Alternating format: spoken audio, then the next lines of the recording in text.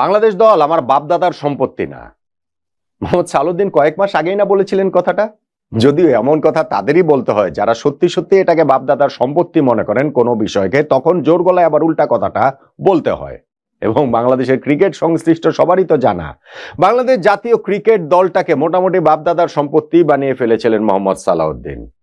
নামে তিনি সিনিয়র সহকারী কোচ, কিন্তু আসলে প্রধান কোচ, আসলে ড্রেসিং রুমের মূল দায়িত্বটা তার কাছেই ছিল। এবং সেই জায়গাটাতে যেহেতু আমাদের 3 ফরম্যাটে 3 ক্যাপ্টেন, সেই কারণে হাতে ছড়ি রাখাটা সালাউদ্দিন ভাইয়ের জন্য আরো বেশি সহজ হয়ে উঠেছিল। মোহাম্মদ সালাউদ্দিন যখন জাতীয় দলে ছিলেন না, তখন আমাদের ক্রিকেটারদের কমন সেন্স নিয়ে তিনি প্রেস কনফারেন্সে প্রকাশ্যে প্রশ্ন তুলেছেন। কিন্তু গত 1 বছর যে জাতীয় দলের সঙ্গে সংশ্লিষ্ট রয়েছেন, সেইখানে কতটা কমন সেন্সের পরিচয় তিনি দিতে পেরেছেন? বাংলাদেশ জাতীয় দলে পারফরমেন্সের উন্নতির জায়গা কতটা হয়েছে? মূলত যে ব্যাটিং সাইডটা তিনি দেখাশোনা করছেন, সেই জায়গার উন্নতিটা কতটা হয়েছে?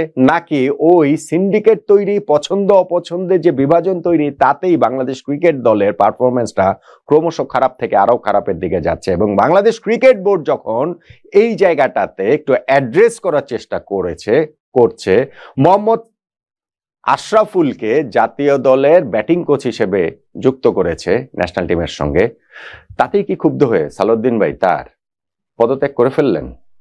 জাতীয় দলের চাকরিটা ছেড়ে দিলেন? মাসে মাসে 10 লাখ টাকার চাকরি।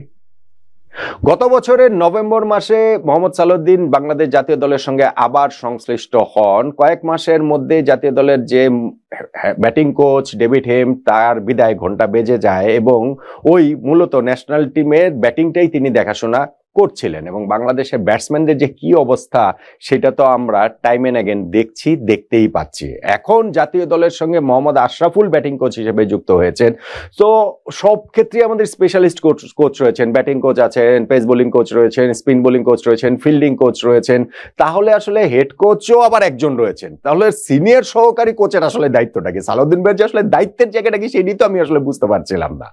ফলে এই জায়গাটাতে আশরাফুলের আশা মানে তার একটা বিদায় ঘন্টা বেজে যাওয়ার একটা প্রক্রিয়া তৈরি হওয়া, অথবা তাকে ন্যাশনাল টিম থেকে সরিয়ে অন্য কোনো জায়গাতে দেওয়া। সালাউদ্দিন ভাই ওই যে জাতীয় দল আমার বাপদাদার সম্পত্তি না, ওই প্রেস কনফারেন্সে শ্রীলঙ্কায় এই গত জুন জুলাই মাসে, তখনই তিনি বলেছিলেন যে আমাকে ক্রিকেট বোর্ড যেখানে কাজ করতে দিবে আমি সেখানে কাজ করবো, আমাকে যদি আন্ডার-23 টিমের সঙ্গে কাজ করতে দেয় আমি সেই জায়গাটাতেও কাজ করব।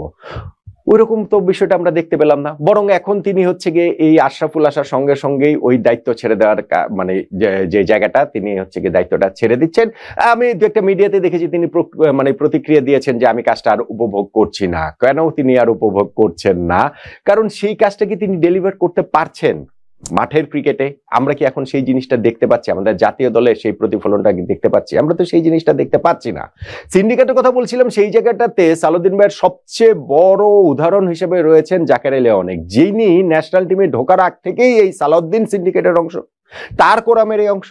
ওই যে কুমিল্লায় যে তিনি হচ্ছে গিয়ে কুমিল্লা ভিক্টোরিয়ান্সে খেলছেন, ওই সময় সালাউদ্দিন ভাই সেই বিখ্যাত কিংবা কুখ্যাত প্রেস কনফারেন্স, যেই জায়গাটাতে সালাউদ্দিন ভাই এই জাকের আলী অনেকের গায়ের রং নিয়ে পর্যন্ত প্রশ্ন তুলেছেন।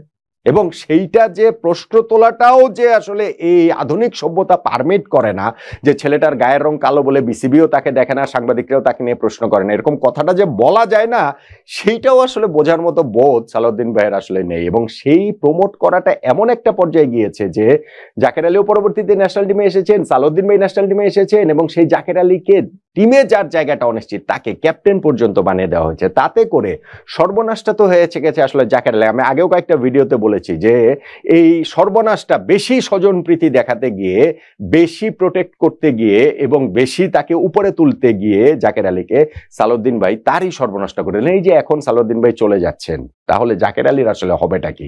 তাকে কি একটা সিম্বল হিসেবে, সালাউদ্দিন আমলের সিন্ডিকেটের সবচেয়ে বড় সিম্বল হিসেবে তাকে এখন চিহ্নিত যদি করা হয় বাংলাদেশের বাস্তবতায়, সেটা কি জাকেরের জন্য ভালো হবে? কোনোভাবে কোনো দিক থেকে কি সেটা ভালো হবে? দেখেন, সালাউদ্দিন ভাই এমনি বড় বড় কথা বলেন এবং তিনি বাংলাদেশে তিনি ভালো কোচ, এটা নিয়ে তোর কোনো ডাউট নেই। বাংলাদেশের এই মুহূর্তে দেশের সেরা কোচ হিসেবে তাকে আপনি মেনে নিতে আপত্তি থাকতে পারে কারো কারো, কিন্তু বাংলাদেশের টপ 3 জন কোচের একজন, এটা নিয়ে তো কোনো ডাউট নাই। মোটামুটি এই বিষয়ে সবাই আসলে একমত হবেন। সেই তিনি যখন দায়িত্বে থেকে 1 বছরের মধ্যে এই পদত্যাগ করছেন এবং ব্যর্থতার দায় নিয়ে পদত্যাগ করছেন বা তার পদত্যাগ করতে হচ্ছে, তিনি এখন যতই সেটা ক্ষুব্ধ হন না কেন, আশরাফুল আসছে বলে তাকে আসলে জায়গা ছেড়ে দিতে হবে, সেই জন্যই তিনি আগে ভাগে চলে যাচ্ছেন এবং তিনি পারফরমেন্স ডেলিভার করতে পারছেন না এবং তার ওই যে সিন্ডিকেট বাজি যেটা, সেটা হচ্ছে গিয়ে ওপেন হয়ে গিয়েছে। সবকিছু মিলিয়ে এরকম একটা পরিস্থিতি তার তৈরি হয়েছে। তাতে করে হয়েছে কি যে ভবিষ্যতে ন্যাশনাল টিমের সঙ্গে বাংলাদেশের কোচদের সম্পৃক্ত হওয়ার, সংশ্লিষ্ট হওয়ার সেই সম্ভাবনার জায়গাটা আরো কমে গেছে, আরো কমে গেল। যে সালাউদ্দিনই পারেন নাই, তাহলে আর পারবেনটাকে? আশরাফুলকে ন্যাশনাল টিমের সঙ্গে যেইভাবে সরাসরি ঢুকে দেওয়া হয়েছে, সেইটা যে খুব ভালো প্রক্রিয়া হয়েছে তা কিন্তু না। আশরাফুলের কোচিং ক্যারিয়ার যে খুব বেশি দিনের তা কিন্তু নয়। এবং বিসিবির অধীনে অনেক কোচ রয়েছেন যারা অনেক দিন ধরেই হচ্ছে গিয়ে বিভিন্ন পর্যায়গুলোতে রয়েছেন, সেটা বয়সভিত্তিক দলগুলো বলুন, এইচপি বলুন, এ টিম বলুন, সেখানে আশরাফুল কোচ হিসেবে রিলেটিভলি তার হচ্ছে ওই রকম কোনো অভিজ্ঞতা খুবই স্বল্প মেয়াদের। তাকে সরাসরি ন্যাশনাল টিমের সঙ্গে যুক্ত করাটা নিয়ে আপনি প্রশ্ন তুলতে পারেন, কিন্তু সালাউদ্দিন ভাই যেইভাবে তিনি হচ্ছে এই 1 বছরের ব্যর্থ টেনিওরটা টানলেন, তাতে করে গিয়ে শেষ পর্যন্ত আমাদের এই জাতীয় দলের সঙ্গে বাংলাদেশের কোচিং স্টাফের কারো সংযুক্ত থাকাটার পরটা তিনি